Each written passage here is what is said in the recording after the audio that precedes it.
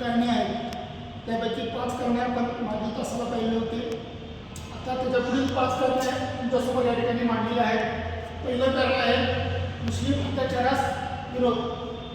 दक्षिणेमध्ये ज्या आदिलशाही कुतुबशाही या ज्या इस्लामी सत्ता होत्या त्यांनी अनेक अन्याय व अत्याचार जुलूम सुरू केले होते. त्या विरोधामध्ये मराठ्यांना एकत्रित आणून त्याला विरोध करून स्वराज्याची निर्मिती शिवाजी महाराजांनी घडवून आणली. दुसरं कारण आहे मराठ्यांची तीर्थक्षेत्रे. महाराष्ट्रामध्ये त्या काळामध्ये अनेक तीर्थक्षेत्रे होते. त्यामध्ये पंढरपूर, नाशिक, नेवासा, देहू, आळंदी आणि पैठण या तीर्थक्षेत्राच्या ठिकाणी महाराष्ट्रातील लोक एकत्रित येत असत आणि ही तीर्थस्थाने मराठ्यांची शक्तिस्थाने बनली आणि त्यांच्यामध्ये ऐक्याची भावना निर्माण होऊन मराठा स्वराज्याच्या निर्मितीचा मार्ग स्वीकार झाला. त्याच्यानंतर पुढचं कारण आहे मराठा सरदार घराणे. मराठा सरदार घराणे ही अनेक सरदार घराणे होती. त्यामध्ये प्रामुख्याने भोसले, जाधव, निंबाळकर, घाटगे, मोरे, महाडिक हे अनेक सरदार घराणे होते.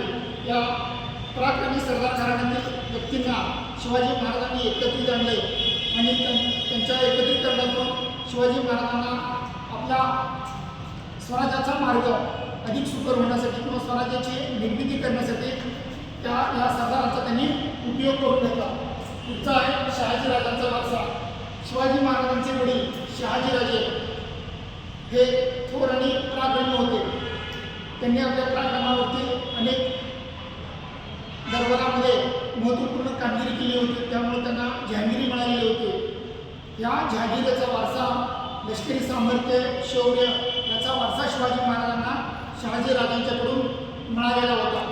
आणि या शहाजीराजांच्या वारसामुळेच गोस सरदेसाई यांनी शहाजीराजांना स्वराज्य संकल्प असं म्हटलेलं आहे. म्हणजे स्वराज्याची निर्मिती जरी शिवाजीराजांनी केली असली तरी त्याची सुरुवात मात्र शहाजीराजांनी केली होती असं म्हटलं जातं.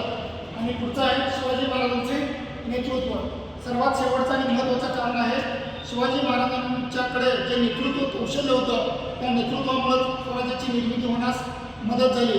शिवाजी महाराजांचं बुद्धिचातुर्य, त्यांचं धाडस, शौर्य, चिकाटी, बुद्धिमत्ता या सर्व गोष्टीमुळे शिवाजी महाराजांनी कुशल नेतृत्वाच्या जोरावरती मराठा स्वराज्याची निर्मिती केली आणि मराठा स्वराज्याचा नंतरच्या काळामध्ये विस्तार घडून आलेला आहे.